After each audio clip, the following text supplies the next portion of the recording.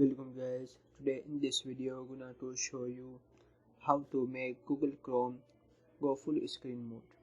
So guys, if you went to Google Chrome go full screen mode, so very easy. Firstly open Google Chrome, and if you went to full screen, so press F11 key, that is.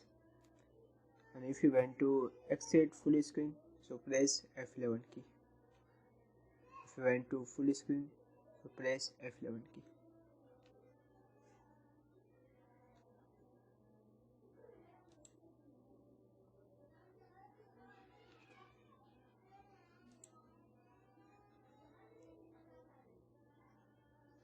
That is. So guys, this is very simple and easy method if you want to make Google Chrome full screen mode. Thank you for watching this video.